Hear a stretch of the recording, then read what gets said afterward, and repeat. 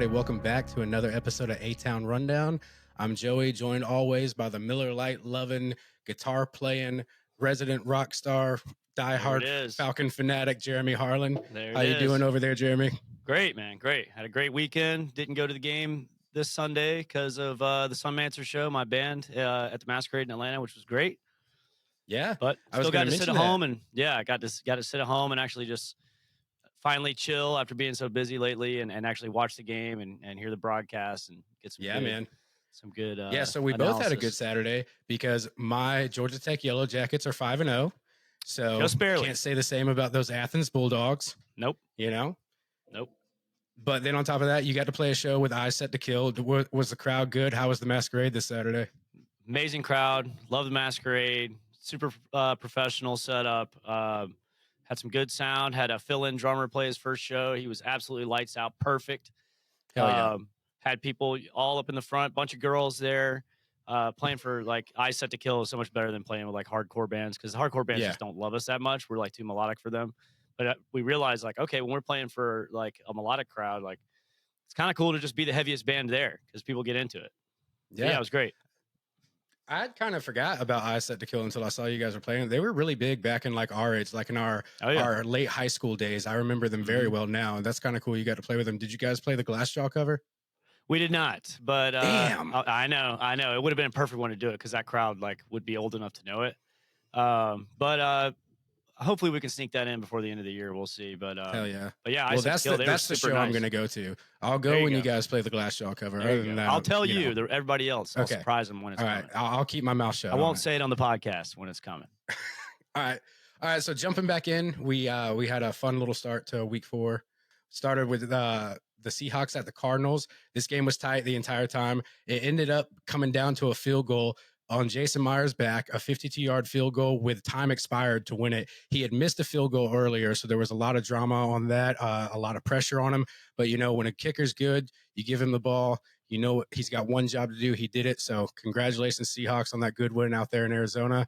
There was a big third down conversion for Seattle, and there was a 36-yarder to keep their final drive alive. The Cardinals kicker had a mistake. There was a short kickoff that gave Seattle good field position. It all comes down to kicks a lot lately, especially in week 4. We're seeing a lot of things come down to kicks. That's why you got to get that ball rolling on that. You can never overlook the kicker in those situations. That's right. Shout out Arizona, man. 17 like straight points there in the fourth quarter, I think, to get back in the game. Yeah.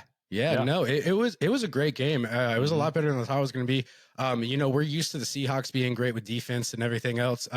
They're proven to come back. Arizona looks good, Seahawks look good. So that was a good little matchup right there. I love when games come down to, just one little key thing to happen, especially when it's a field goal game. That's always exciting. So Good looking on Seattle. That was fucking awesome. And then you fast forward to Sunday, you had the first game ever in Ireland, which was the Vikings versus Steelers. It was played at Croke Park in Dublin. So it was kind of neutral field for everybody. But then the Steelers kind of got in there, and the thing is, Carson Wentz looked great out there. Carson Wentz, looked like he knew what he was doing. He had 350 yards. He had 2 touchdowns. But what really happened was he had 2 interceptions that cost him greatly, and Carson Wentz got sacked 6 times by the Steelers. So when you're out there getting sacked 6 times, there's not much you can do. On top of that, the Steelers had Kenneth Gainwell, who had 99 yards and 2 rushing touchdowns. Cowan Rogers had 2 turnovers, an interception, and a big takeaway. And Aaron Rodgers had 18 for 22 with 200 yards and a touchdown. So there's not much they really could have did against that, especially when you're getting sacked 6 times. So he's passing the ball too much. I don't know if he's passing the ball too much, or if it's just, maybe it's offensive line, holes. Maybe it's just switch cheese out there. You got that many yards and you get sacked 6 times. It's like, God, you got to be passing a ton. Yeah. It's fucking insane. 350 yards, but 6 of those attempts you got fucking sacked. If you're a Vikings fan, I don't know if it's time to panic or not. Between you and me, and I guess the rest of the podcast, I just talked to the rest of the team. yeah, I just talked to our buddy Tyler, who produces this podcast, and he had a lot of bad things to say about the Vikings. So we'll see It's where it still goes early, from there. Tyler. Still early. Yeah, I mean, it raises a lot of questions. Like, is McCarthy really out? Is Wentz stable? Are they built to withstand this type of force? Like, is Carson Wentz still got enough juice left in him to carry the team? We don't know. I guess we'll see. And I also Did Carson don't Wentz have really have like a great season outside of that first season in Philadelphia? Well, that season in Philadelphia that they won the Super Bowl, technically Carson Wentz kind of led them there, but he didn't get the Super Bowl when that's it was right. Nick He Foles. took over. Yeah. Yep. So I guess Last time the when Falcons you look at were in the grand scheme of playoffs, things, by like, the yes, way. Carson Wentz. Yeah, exactly. Like Carson Wentz, I guess. I mean, I don't know. Time will tell. I mean, in this game particularly, I don't think it was Carson Wentz's fault because, like I said, when you look at the score line and he's got 350 yards and 2 touchdowns, he was doing the best he could. I mean, granted, he did have 2 interceptions on him, but you know, 2 interceptions isn't always the end of game. You know, like there's plenty of times you throw 2, 3 interceptions, you can still win the ball game if you got a defense on you. But when you're getting sacked 6 times, I mean, there's only so much you can do. Yeah, it's hard. It's hard to throw for 350 yards and not have at least 1 interception, you know. But yeah. Oh well. Yeah, I mean, if you're throwing the ball out there, somebody's going to grab it, and unfortunately, twice it was the other team. And if you're under that kind of pressure, man, yeah, that kind of shit's bound to happen. So next, we're going to go into the Eagles and Buccaneers game, which I was saying last week. You know, Baker Mayfield is one of the best fourth quarter quarterbacks there are, and he just got rattled. He threw a red zone, or he threw an interception in the end zone, actually, which kind of sealed the game for him. The Eagles are just fighting really hard. The Eagles are defending Super Bowl champs for a reason. The Eagles are undefeated for a reason. There's only so much you can do. There was hope in me, I guess, just because being a fan of the South, being a fan of the NFC South, I for once actually did want to see the Buccaneers come out on top, but they just couldn't get it done. This was a hard game for them to close, and it really just is a testament to how good the Eagles really are, you know? Yeah, and I think a lot what happened with this game was the Bucs kind of beat themselves in the first half, had that punt return for a touchdown really early in the game, which sets everything off on the wrong foot. Couldn't really get anything going on at all in the first half. The Eagles kind of go to sleep in the second half, so much so that I read this morning. The Eagles had -1 yards in the second half.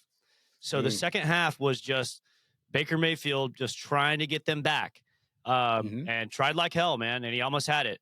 That interception there at the end was kind of really had no business trying to fit into that tight of a window. Didn't work out for him, getting a little too risky with it. But honestly, I think the Eagles got away with one there. Well, I really do think Baker Mayfield is better than a lot of people give him credit for. I think he's better than you give him credit for. Yeah, I was about to say we do call him a dork on this podcast, but I will give him his credit.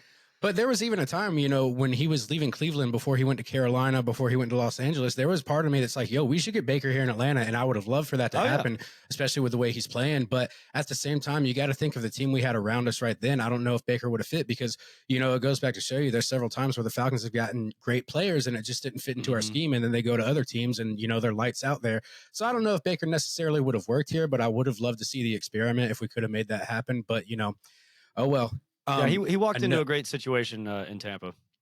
Yeah, he absolutely did. It's working great. And, you know, good for him. You know, and yeah, and he deserves credit for that too. I'm not saying it's all just, you know, the team that they built around him but they do have a badass team. Great offense. But there is something going on in Philadelphia that I did want to point out. We talk about yardage and everything. A.J. Brown, who you know is an elite level wide receiver, who's always in the top of discussion, he only had 2 catches for 7 yards in that game. And I think there's some behind the scenes frustrations going on. I don't know if it's with the coaching staff.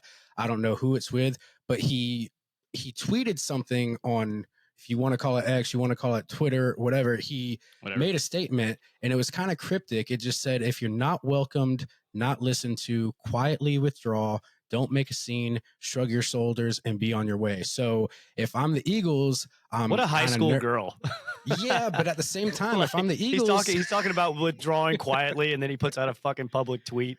Well, yeah, come on, man. I mean, but at the same time, you gotta let other teams know that, like, hey, I'm fed up here. You know, what do you guys got for me? What do you guys want from me? What are you willing to make happen? And if you're the Eagles coaching staff, does that make you nervous? Because at the same time, you're winning all these games with him only getting, you know, 2 catches for 7 yards. Right now, he's not showing that he's a necessary part of your offense. So are you worried about it if you play for the Eagles, or is it something that's like, hey, if you're unhappy, kick rocks, because we're obviously okay with winning without you. Anybody else on our bench, anybody else on our team could have 2 catches for 7 yards. Like, what are you And not bitching about? complain. Yeah, exactly. And Like not complain. yeah, you still got a Super Bowl ring. You still got a chance to win it again this year, or at least compete for it.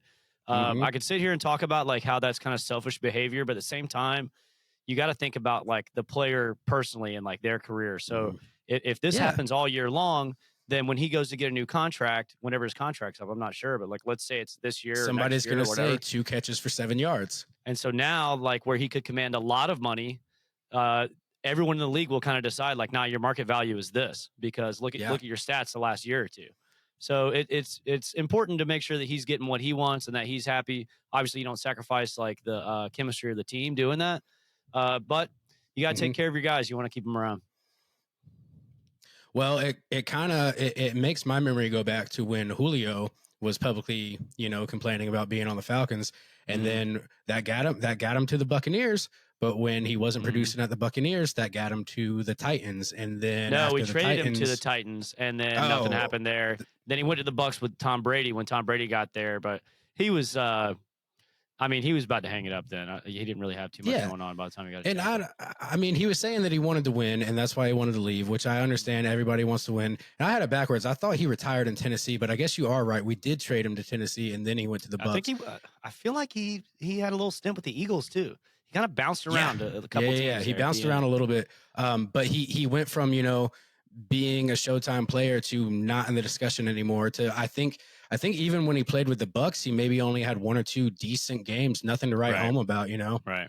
Yeah, he was kind of Um, dealing with injury the whole time. so yeah, my thing with that being going back to AJ Brown, like if you're in a program that's working for you and they're paying you, what are you gonna do elsewhere? Because you got to think, are they not writing you into the playbook because they're concerned about you? Like, should you just kind of like make your money and bide your time, or do you really think you're this explosive level player and you belong somewhere else?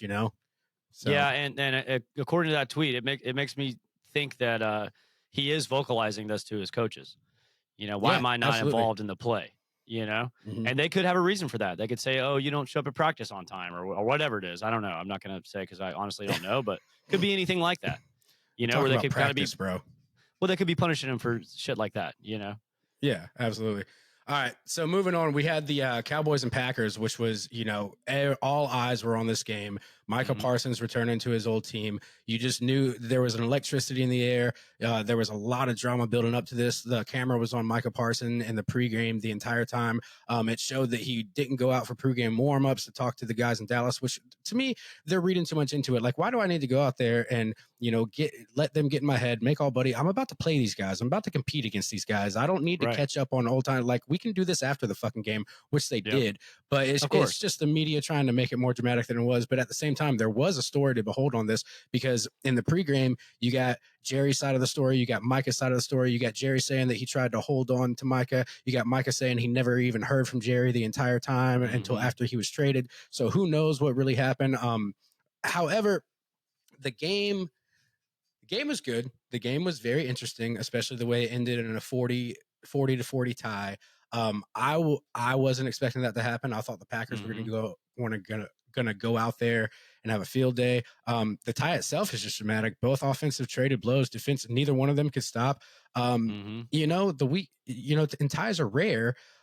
You got to wonder what ties mean for playoff scenarios, if the Cowboys can even reach the playoffs. But this also puts the Packers behind, after falling to Cleveland and now tying against Hmm. Dallas, and you also got to wonder, was any part of this in Micah Parsons' head? Did he not play up to snuff because of what was on the line? So there's a Right, lot because to he really unpack didn't there. do anything. Yeah, he really didn't. He didn't No, really he didn't affect do the much game at too all. much.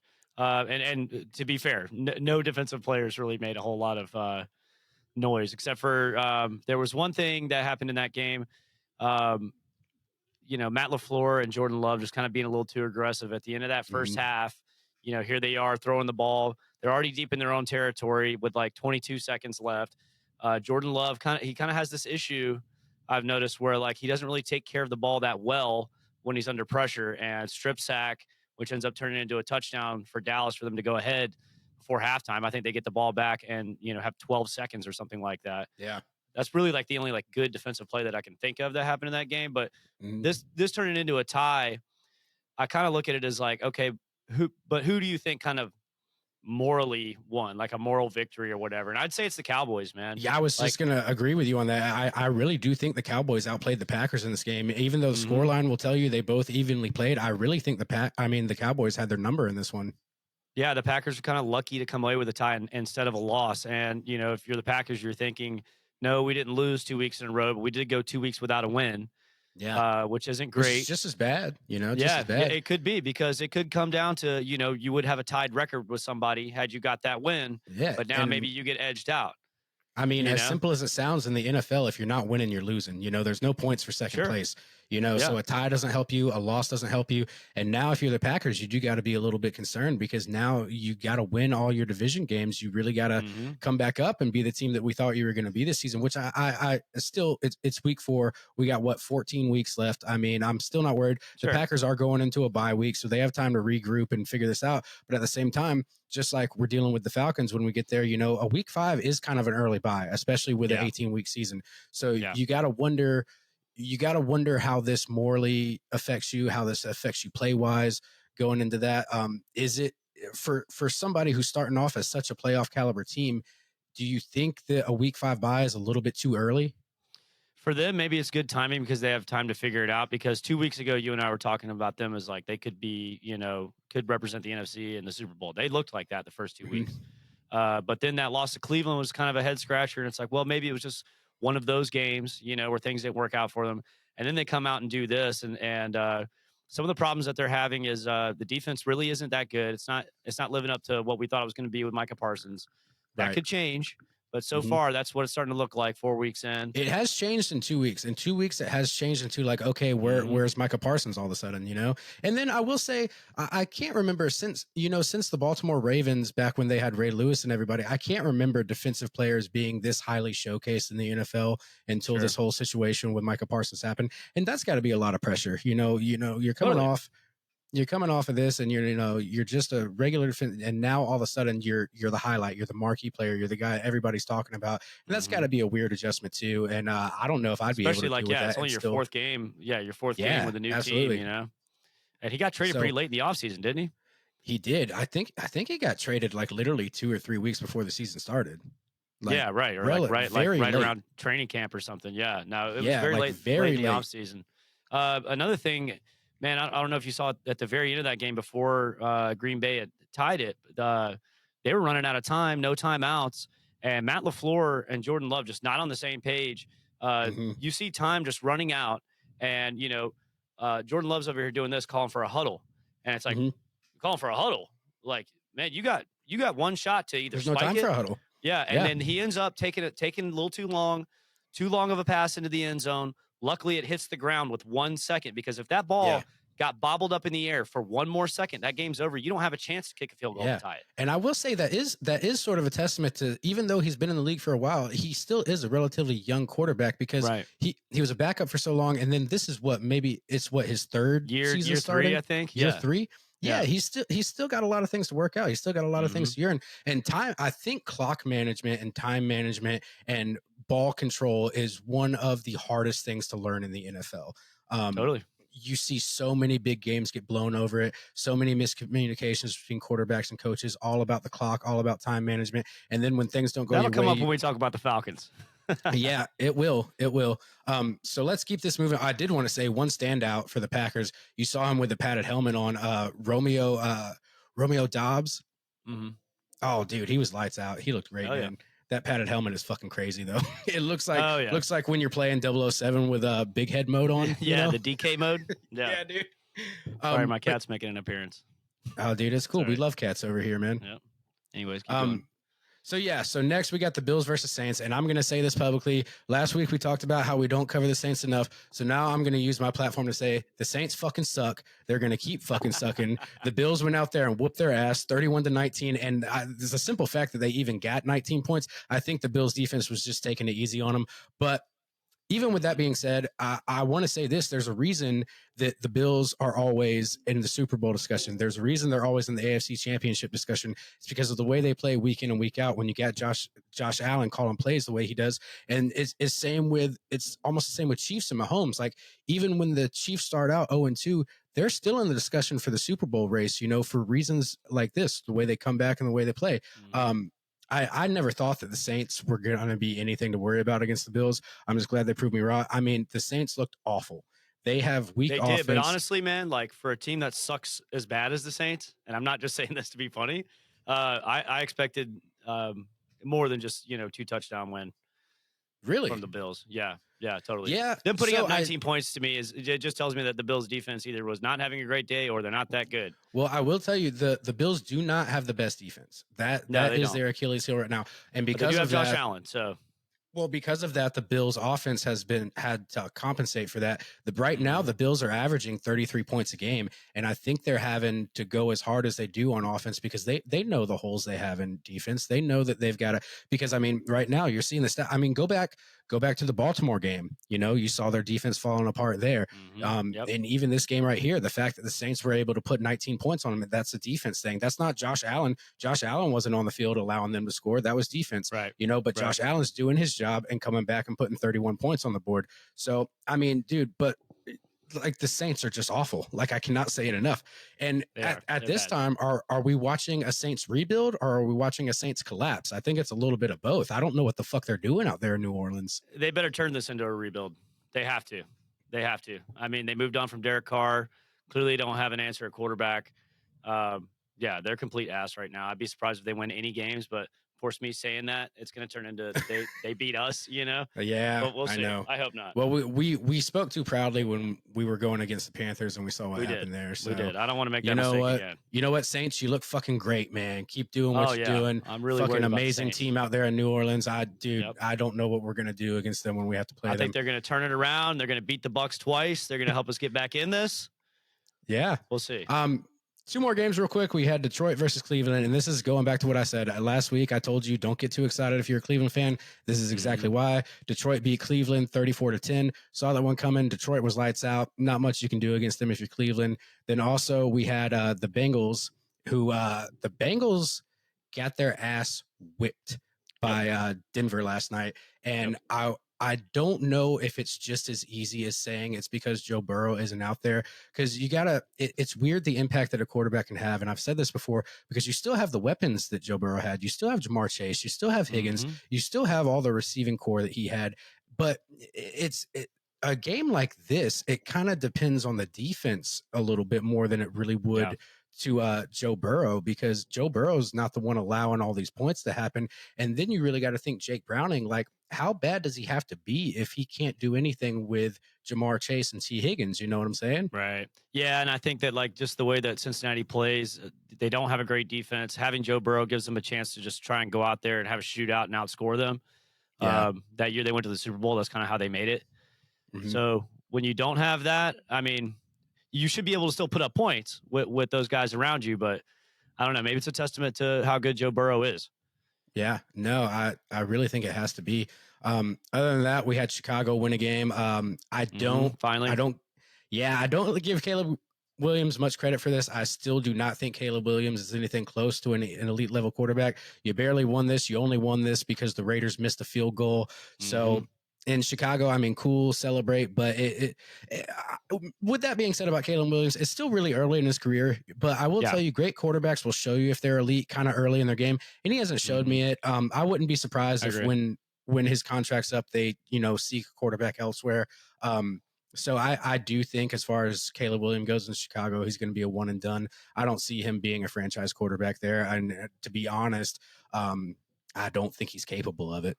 Let's see what happens like with the rest of this year. If they end up with like high draft picks, and if they make a trade here and there to get stack some more picks, maybe they can get a team around him within the next 3 years. I mean, maybe, but I don't even see him having the ability to do it with a good team. I just don't. Maybe not. But it's early. It's early. Yeah. Well, one more thing before we go into last night's game, Miami versus the Jets. You saw Tyreek Hill have a horrific Yeah, it was leg awful. injury. I heard them say that it was a dislocated knee, torn ligaments, and a torn ACL in his leg. His Mm, leg went completely fucking backwards. It was fucking yeah, gnarly. yeah. So you saw him getting carted away, and I'll tell you, this could be the last time we see Tyreek in a Miami uniform because his contract expires at the end of the season. But with an injury Hmm. like that, this could be the last time you see Tyreek Hill take the football field in general. Definitely could. And then, after an injury like that, being a free agent, it's just awful timing for him as a player Yeah. because you know that, um, I know that we took that chance on Kirk Cousins coming off of that ACL, but with this, I mean, or his Achilles, but with Yeah, this, man, Achilles. it's like This is it way more than relies an Achilles, so, dude. yeah, dude, and Yeah. like his job, like relies so much His on job is to speed. run. Yeah, Yeah. man. So like that really looks bad for him. I really feel for him. Hopefully he has a good recovery, but as Yeah. far as like the free agent market for him after that, I'm not sure who's I going don't to see give it him looking like a good. nice contract, especially Yeah, I long don't see it term. looking good. But I will say, Georgia Tech alumni Darren Waller had 2 touchdowns Yep. last night, and Miami was able to beat the Jets. But I mean, come on, they're the Jets. You Yeah, the guys were Jets. supposed to win this. Justin And Fields that. had that one Michael Vick esque run for a touchdown that was pretty badass. He can do that to Oh you every yeah, now and then. yeah. Yeah. But I will tell you, like but like if you're the Jets and you're losing to Miami when they're down, Tyreek Hill, you Right. guys got to get it together. Something the Jets got to do, man. Other than that, I got some quick scores before we take over the Falcons. Let's see. This was a big one. The Texans shut out the Titans 26-0. The Patriots got our revenge on the Panthers, beating them 42-13. Panthers back to being Panthers. Yep. Yep. And Shout then out you Panthers had fans that were talking shit last week. Oh man, the one I forgot to mention, dude, the Rams beat the Colts. Oh, Um, that's right. That's right. yeah, the Yeah. Rams beat the Colts. Daniel Jones in rare form was fucking up out there. And Yep. the Rams are one of those teams where if you make the slightest mistake, that's the game, The buddy. Rams are really good. Matt Stafford still got it. Daniel Hmm. Jones, I still think you're doing great there. Great there in Well, so yeah, Indianapolis. but so that they what Rams won by 7, right? It was like 27-20. Yeah, it was You 27-20. got to think back to that play where Mitchell was running down, had the touchdown, and just had to And get a then little just too let it cute with the go. ball and fumbled Yep. it out of the end zone, touchback. Like, Yep. damn, man, like they That's got to what be happens. thinking, they've got to be thinking, like, what happened if we got that? No, exactly, because that would have at least taken you to overtime. I'm telling Yep, you, dude. What do they teach you all the way from Pee Wee? Control the ball. Don't drop the exactly, fucking ball. exactly. Hold Do on the not ball until you celebrate get into too the end early. Don't zone. even think about that shit. Yeah. What are you doing? You're a professional, dude. You're getting paid millions to It's do not as shit bad like as the that. Deshaun Jackson where he actually just like let go of the ball right before the end zone. Or how about Kyle Pitts last year against Tampa Bay when Yeah. that shit happened and they didn't Yeah. have the pylon cam there to show that he didn't get it. They gave him the touchdown, but honestly, as a Falcons fan watching that, he did not get it. No, he didn't. So you can't do that shit. That's amateur bullshit. Yeah. Absolutely. And also, there's another injury bug going around. Lamar Jackson got hurt when they were playing the Hmm. Chiefs. So the Chiefs were able to capitalize 37-20. The Yeah, Chiefs beat them. And like I Chief said, offense might be back. yeah, the Might Chiefs be fully offense back. might be back. Also, it's weird. You're not seeing Derrick Henry produce the way he should either. We saw Derrick Mm-mm. Henry have a rare fumble, I think, on week 2.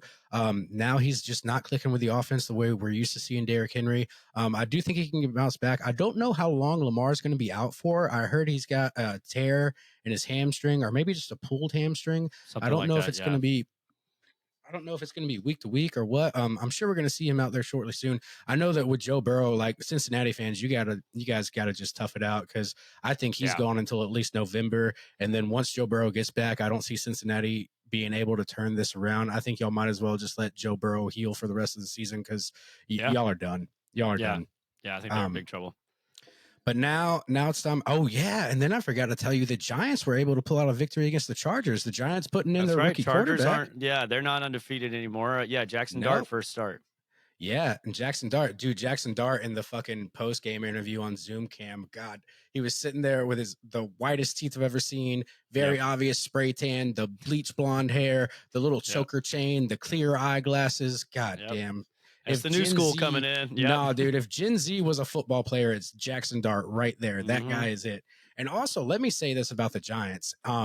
If there is any football player who has played themselves out of the Hall of Fame discussion, it's Russell Wilson. Straight up. You Yeah. know, you're starting to learn that when he played in Seattle, he wasn't as great as the team made him look. It was the team he had around him. Then you saw how he played in Denver. Now you're seeing how he's playing in New York after the season with the Steelers. Yep.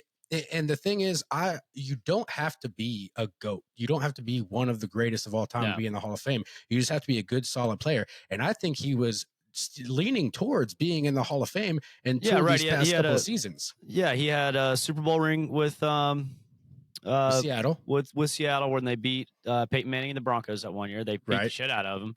Yeah. That was more of a defense game, though, in my opinion. And then, of course, the famous loss where they threw the pick in the end zone, by the way, that he threw in the Super Bowl against the Patriots. The ball to, they should have Marshawn Lynch was right there, and he was unstoppable. Gave him the ball. He was unstoppable the entire last 2 seasons. Shit, maybe longer than that. Yeah, that was stupid. But yeah, so that's part of his legacy. But yeah, normally you're in 2 Super Bowls like that. You win a Super Bowl, you just got to kind of coast it out the rest of your career, like being pretty good, and you could probably get into the Hall of Fame. But yeah, he's been bad the last couple of years. Yeah, really I think if I'm Russell Wilson and I'm Russell's team, you're hanging it up at the end of the season, buddy. Yeah, like this is it. You got to go. You got to go home. Go home and hang out with Future's kids. Just call it a day. That's right, man. Shout out Future. ATL, baby. All right. But now let's get into it. The moment we've all been waiting for. Let's talk about how the Falcons beat the Washington Commanders on Sunday. Yes. I'm going to let you take the lead on this one because I know you've been itching for it. Yeah, man. So, we ended up winning 34-27. Probably should have been better than that. Falcons had to, almost give you a heart attack like they like to do. But the offense looked much, much, much improved. Still not very happy with the way that Zach Robinson's calling plays. As far as like the stats I brought up last week about, 70% when we're in the pistol, we're running the ball. Well, this time we did 80%. I think the difference this time was Michael Penix was just a lot better. He was a lot more accurate. Absolutely. We actually designed some plays for the deep ball. Kyle Pitts was really involved. He looked great. Bijan just being extremely special and showing. Lights out. Oh, he was Lights insane, out, dude. He was insane. The defense was still good, even though they gave up the 27 points. But they were good enough, And the special teams just keeps putting us in these bad situations, man. Like they keep like giving up these big returns. We had a couple injuries on special teams. Natrone Brooks had that hit where he got concussed, and that looked very scary. When he tried to get up and like fell right back down, I was like, oh, hell no, that's not good. But yeah, special teams got to clean it up a little bit. But as far as like the way that the offense played, much, much better. Everybody looked focused. One of the big things that changed that, I was on here saying fire Zach Robinson, get rid of him. Well, what they ended up doing was... I'm kind of okay with Zach Robinson right now. I'm kind of okay with him. Jury's still out for me. Only because like the issues that I was talking about, a lot of them haven't been fixed. But one thing they did do is they fired the wide receiver coach. They moved TJ Yates up. They moved Zach Robinson down to the sideline, which I think fixed a lot of those like late, like getting the play call in too late. I think that fixed a lot of that. He even said in his own interview that that there's things that he's seeing down on the field that he wasn't seeing up in the booth. So that helps a little bit. TJ Yates, even, I thought that he would still be up in the booth. No, he's down on the sideline as well. And you got to think about what your wide receiver coach does. He puts the players where they're supposed to be, and one of the things I noticed out of that was Drake London in the slot a lot more. And you saw Drake London go the fuck got a touchdown, off. Man. Yeah, he got a touchdown. We brought up last week that no wide receivers or tight ends for the Falcons have gotten a touchdown this year. We got both this time. Both. London Pitts had a nice one. London both got Pitts had a fucking great one. Here's another thing. We need to do play action even more. I know we got to do it this time, and it looked great. I think there's only like one that ended up being an incompletion. One of them, though, was Bijan had that massive run down to, I don't know if it was a screen pass. I think it was like a little screen pass, but he gets all the way down to like the 10-yard line. Oh, by the way, I got to say, whoever it was, I don't know who it was for Washington that actually caught up to him, like coming at him at that angle. Like, whoa, how the fuck did you catch him? Because he was fast. He was hoofing it, man. Yeah. But right after that, the very next play, they line up in the pistol, and everyone goes, oh, they're in the pistol. They're going to run the ball. Play action, baby. and Pitts was wide open, easy touchdown. We need to utilize that so much more. It makes Yeah. the pass game so much more difficult to defend. It makes the run game more difficult to defend. Zach Robinson's got to utilize that a lot more. But And I'm I happy with the think with win. Pitts, he's way better when you have him in routes where he's, lined up to catch. When he's not Yeah. having to block, when he's not having to play, Mhm. old school tight end where he can go out and basically play another receiver. Mhm. He's really good in that situation. He's really good at the hook routes, really good on slants, really good on running upfield and turning around quickly. We definitely need to utilize him on that. I'm glad that we finally got Drake London involved in this, get Drake London a touchdown. Bijan's lights out. They could have played a lot better. There's a lot of inconsistencies on special teams, like you noted, that we really have to fix, especially Yep. if we want to do anything against Buffalo. Because when we're going into the bye week, if there's things like we got to get healthy, we got to install sharper passing concepts. Mhm. There's some real things we got to tighten up. And in all honesty, I don't want to see us lined up in the pistol every single time because No, we're even doing it though, too much. I understand that there's a lot you can do with the pistol, but we're doing it too much. You're yeah. starting your halfback 8 yards behind the line of scrimmage. That's not a great way Mhm. to. What could Bijan be doing if we were under center? And I want to say this. I want to say we were talking about reading tape, talking about doing the same plays over and over. The Commanders must not have watched the game against the Panthers because there were times where it was feeling eerily similar. There were times where I was like, "Oh shit, they keep lining up the same way over and over." And I'm telling you, if you do that against Buffalo, they're going to pick you apart because Yeah, Buffalo might not have the best defense, but I think they're better than Carolina. I think they're going to be able to read it better than that.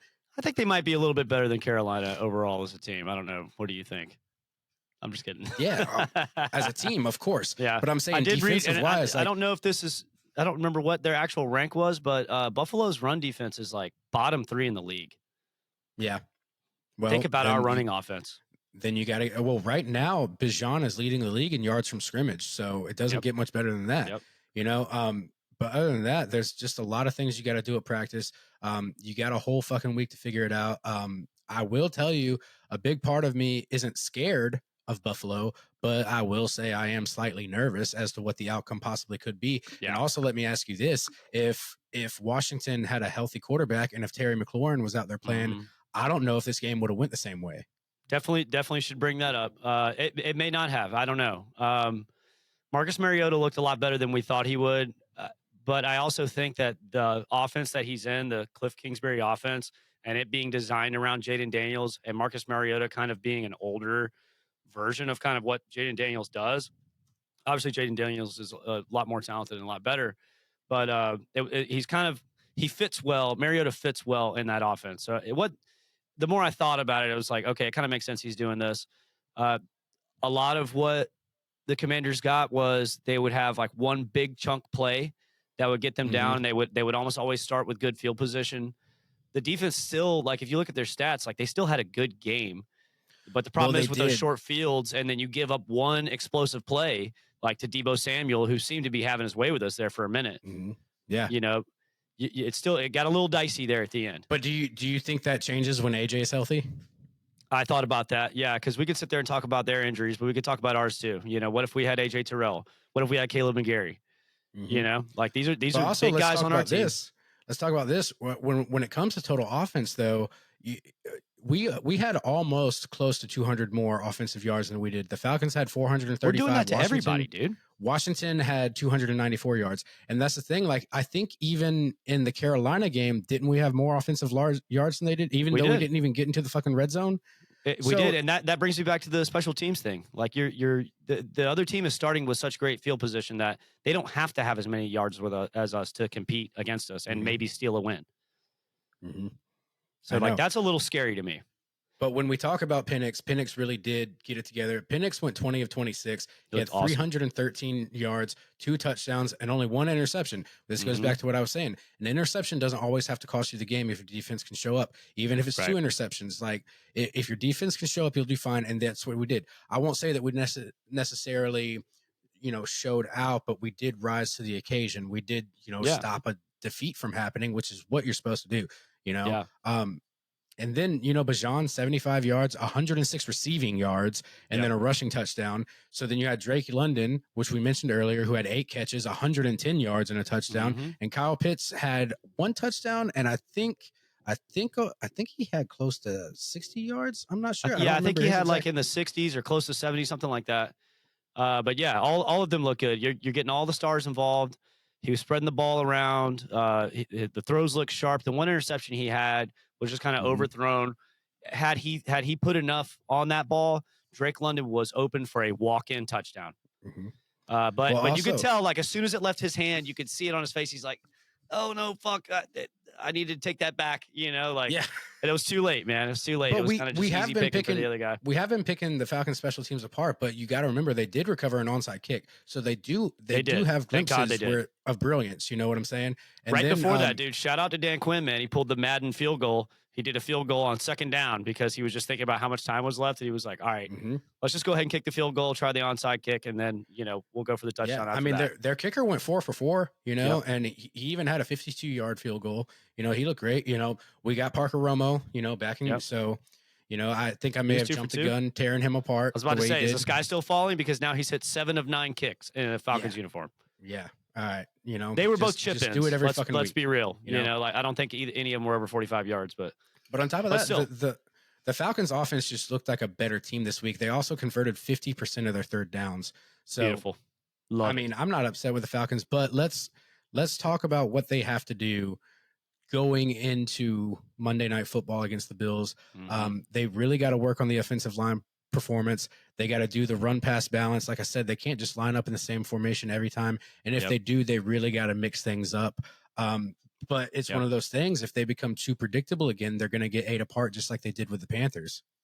Right, yeah, and the Panthers showed you didn't have to have an amazing defense. Now they did have a good defensive line, um, just like Tampa, but even the Bills with the run defense being as bad as it is, if you get too predictable, man, they're going to get you. And if you're not sharp, Yeah. and if you give up good field position to Josh Allen every time, you're gonna be Mhm. playing from behind, which means no more And running the ball.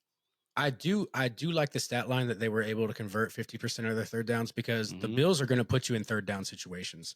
They are Sure. absolutely going to. This entire game, they're going to put you in third down situations. So I think in practice, they really need to simulate that, third and medium, third and long, 2 minute, and like no huddle plays, just Hmm. to get ready for that, because you have to come prepared against Buffalo. You absolutely have to. Like, I Yeah. can't stress this enough. And I know I'm not saying anything that they don't already know, but there's so many things that they're going to have to fix going into Monday night, which, granted, they're coming off of a win. They're coming off of a dirty win. Like, a dirty win Right. is still a win, but they're not coming off of a clean, sure Right. cut, clean victory. Like, this was, Yeah, this an is more of ugly like win. they got the shitty win off their back, Hmm. but it's not enough to, like, go to the strip club, start partying for. Oh, You no, not know, at all. I'm sure So, somebody did, but this is not that's not appropriate for this type of win. This is more of like we had to win this one going into the bye week. Them being 2-2 right now, okay, that's pretty good going into the bye week. mhm. I figured they could be 2-2 going into it, looking before the season. I didn't think I that was these hoping would be the three and two one, games that they but won. Yeah, yeah, me too. But I figured that they would be they would win the two divisional games and maybe lose in Minnesota, and then and maybe lose against the Commanders if they were fully healthy. I thought yeah, that was more plausible to me, but it turned out to be the opposite. I'll take it. Shout out to the defense. All 4 games so far this season, they haven't given up more than 10 points in the first half, which right. tells me stay that tight in the second half. Stay that Yeah. tight in the second half, and you're going to win a lot of games. And blitz, fucking blitz, just blitz your Oh yeah, ass off, man. dude. Yeah, Absolutely, you have to blitz. And Jeff Ulbrich wants to. yeah, and you absolutely do. Like, you've been preaching this for weeks now. You have to create more play action. You absolutely have to, especially with the success rate you Absolutely. had against Washington. You have to create play action. Hmm. And if you're going to keep lining up the same way, play action is going to be your safety net. Because if they're expecting you to run and you keep hitting them with play action, you keep hitting them with play action, and then you fucking run, then cool, set up in that formation Yeah, every fucking time. exactly. Maybe this is Zach Robinson's genius master plan where he's like, all right, the first 4 games, I'm only going to run out of the pistol so that Hmm. they think they were running out of the pistol. And then now we're going to kill them with play action, because the reality is every team is afraid of Bijan Robinson. Hmm. So play action is going to, they are not going to be able to call your bluff on that. They can't. Yeah. They cannot afford to do it. Well, And, not and just not that. just When that. you're seeing Yeah. when you're seeing what Bijan is evolving into, and Oh, yeah. now you have 106, fucking catching yards, Hmm. receiving yards on top of his rushing yards. Now you can mix in the RPO. Now you can mix in the screen passes. Now Yep. you can do a play action angle route to Bijan. Like, you Yep. should be worried about Bijan if you're on the other side of the ball. And then once that works a couple more times, you got London and Pitts, baby. Yeah. Yeah, Yeah. and the deep ball, man, the deep ball from Penix, like that's exactly what we wanted when we drafted him. That's what we knew he could do. That one down the sideline at Drake London was amazing. And give Drake London credit. That was an amazing catch.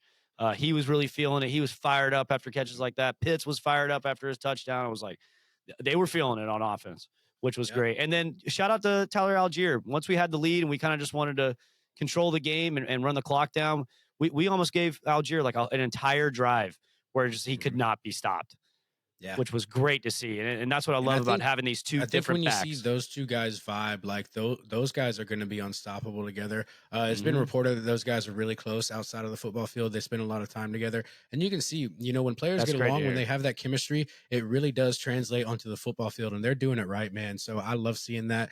I want to see them play like this moving forward. As much as the Buffalo game does make me nervous, it also excites me just because I know what this team is capable of, and Hmm. if we can beat Buffalo, this could turn our entire season around. Now, there could be a That would be situation. that would be a feel good win. Like that one, Yeah, no it'd matter be a feel how good you win. win, you're gonna feel good about it. Yeah. And I say this as a Falcons fan, even if we do get Buffalo, I'll tell you, don't get too excited because there's still a lot of football left to play. It's something Hmm. that we would have to keep the momentum going. It's also kind of unfortunate we have to play Buffalo this early in the season, but at the Yep. same time, it's a testament to show what you do have for the rest of the season. Because if you can pull out a win against Buffalo, there's no reason you can't look good for the rest of the season and possibly make a playoff run, possibly win the NFC South, So this Yeah. game does mean a lot. This game would be an incredible morale boost for the Falcons if they can pull this off. It'll show you what everyone has. It'll keep things running. I really think that this could be an eye-opening game with the way the Yeah. Falcons play, or it could really just show you everything else we have to work on. Yeah. And look, you got the whole bye week to figure this out and to get ready for Buffalo primetime game. And then I think I'm not sure if it's the next game, but very very short after that, we got San Francisco on primetime in their stadium, which may not be an easy game. So No. let we got to stack some wins. We're gonna have to Hmm. get through a little bit of a tough stretch, and I think the back half of the season is going to be a lot more favorable for us. The problem is that when the Falcons have a favorable opponent, they tend to play down to their level. Hopefully, they don't do that. Let's see them get hot. Take this Yeah, win absolutely. and roll with it. You got a Hmm. whole week to get healthy. Hopefully, AJ comes back. Hopefully, Mooney can come back. He got injured again in this game. I think with a hamstring Yeah. because he just hasn't had enough playing time to like really And get the also, I juice think flowing. because of that, that's gonna keep hindering Penix and Mooney's chemistry together. Right. Them not being able to see each other on the field, and like he's probably gonna miss Wednesday, he's probably gonna miss Friday, on practice Hmm. to try to recover. So then you're gonna have to go straight into Monday, and even if he's cleared to play Monday, you went another week without practicing with him. He already missed all of training camp, so Yeah. it really is a struggle seeing them not mesh on the field because I know the caliber of a receiver that Mooney is. I was very excited to bring him into the Falcons. And I think once they get clicking, it's going to be an incredible thing to see. It just hasn't gotten there yet, unfortunately, because injuries are barring it from getting there. Yeah. Yeah. No, for sure, man. Like just them not being able to like flesh out the chemistry together on the field. It's not the same even if they Mhm. are able to like do some limited practice or anything like that. Uh, I also want to say the young guys on the defense, man, still looking good. Xavier Watts with his second Yeah. pick. Yeah, Imagine if man. he had hung on to those two picks that he had on Baker Mayfield. He'd have Yeah. 4 picks right now in his first 4 games. Mhm. How incredible would that be? He was so close. I still think he's that good. I texted you If he immediately. got those, I was like, it's well yeah. documented. I've been saying for weeks on this podcast, Xavier Watts is that guy. And if he got those against Mayfield, we probably would be sitting at 3-1 right now. We would. And Yeah. if we pulled our head out of our ass in Carolina, we'd be a 4-0 right now. But Yeah, exactly. Yeah. No, things could you be a lot know, different. Things if could we be a didn't lot have to different. play the Patriots in the Super Bowl, we'd have a Super Bowl fucking ring right now. That's right. God damn it. Yeah, yeah. You Had know? Kyle Shanahan not gone for the throat there in the second half and just Yeah. ran the I ball. mean, if my mom banged someone taller, I wouldn't be 5'2", Yeah. Same here, man. Yeah. Yep. We would both be a lot taller. We'd be playing in the NFL. Yeah. Fuck, man. Nah, we'd be But retired by now. You and I are both in our mid 30s. oh yeah, dude, I'm 35. My knees would have said goodbye Yeah. a long fucking time Oh ago, yeah. dude. Oh yeah. Yep. Same here. But yeah, other than that, I did want to point out. So they announced the Super Bowl halftime show is going to be Bad Bunny, which I Saw got that. nothing against. I think Bad Bunny's a lot of fun. I think it's going to be a fun Super Bowl show. Never But listened to him. but that's all right. My wife puts him on around the house Okay. right now, and he's a lot of fun. You know, it's a lot of some hype music. I don't mind it at all. It's a lot of Sure. fun. But it did have me beg the question: if you could pick the perfect Super Bowl performance, who would you have play the Super Bowl Metallica, halftime baby. show? When are they getting Metallica. one? I mean, come on, dude. An American classic. So I was thinking about it in the car earlier. Of course, Metallica would be amazing. The things that they could do, but just imagine if, like, how they always do callbacks. They always bring other people on stage. What if it turned into a Big Four fucking halftime show? You bring out Anthrax, Megadeth, and Slayer all playing at the same time. Oh, that'd be badass. That'd be badass. That'd be fucking wild. Now I will say, like with Metallica, you wouldn't hear the stuff that you and I like. They would open with like Enter Sandman. It'd be Enter Sandman. Yeah, Fade to Black. Like Turn the page. Yeah, exactly. Yeah. Bob Seger cover. I could see that, but still, man, I've been saying for years, like Metallica, when are they going to get one? Whenever they do, like a lot of people have been campaigning that.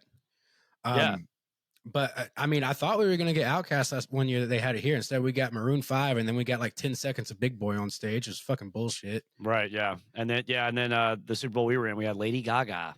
Yeah. Yay. Lady Gaga. And then the most recent one, didn't The Weeknd play recently too? Wasn't that the COVID year that The Weeknd played? Yeah, The Weeknd did one, and then we had Kendrick Lamar. Was that last year? Yeah. Or Kendrick was last year. That shit was fucking awesome. That cool. was so good. One of my favorites though was when they had it in LA and they had Snoop Dogg and Dr. Dre. Oh yeah, and 50 Cent and everybody 50 Cent, came out. Eminem, like that was, and I think Kendrick was on that one too. Yeah, that was badass. I think he made like a brief appearance. He did. But I'll tell you, still to this day, was the Super Bowl. It was Brady versus Manning. I think it was like 07, 08 in Minnesota with Prince doing the halftime show, and it started raining and everything. Yes, greatest halftime show ever. During greatest Purple halftime Rain show of all fucking time. That was a badass one. No, the greatest halftime one. Show ever. Greatest halftime show ever was Creed playing at that Cowboys game on like Thanksgiving or something. No, that was a Thanksgiving. That was a Thanksgiving show. So that wasn't Super Bowl, but it was a halftime show. To your credit, it is the greatest halftime show ever. It just wasn't the greatest Super Bowl ever. You know? Right. I mean, dude, you had the guy on the fucking sheets soaring in the air to take me higher, dude. It doesn't get any fucking better than that. Incredible. Yeah. But other than that, me and Jeremy will take this trip down memory lane elsewhere. We'll see you guys next week. It's going to be the 49ers versus the Rams on Thursday Night Football. So as soon as you guys tune in next week, we'll be talking about that. If you guys want to see us on YouTube, it's youtube.com/A-Town Rundown. You can find us on Instagram under the same handle. And also you can find us on Spotify. If you search This, That, and the Other, then we're in a separate playlist for A-Town Rundown because we are part of the This, That, and the Other network. Other than that, unless you got anything to say, Jeremy, we'll let you guys get out of here. Yeah, one last thing. Tomorrow's my wife's birthday, so I just want to shout her out. Happy birthday, Kat. I love you. She listens to the show. Kat. She doesn't even like football, but she'll listen to the show. So hopefully she makes it this far in the episode and she'll get to hear it. Hell yeah, dude. That's what's up. And if you need your haircut, she does that. So check her out. She does that. If you're in Atlanta, Salon Red. Check her out. Hell yeah, man. All right. Well, you guys be safe. Take it easy. Go Falcons. Go Falcons. Rise up, baby.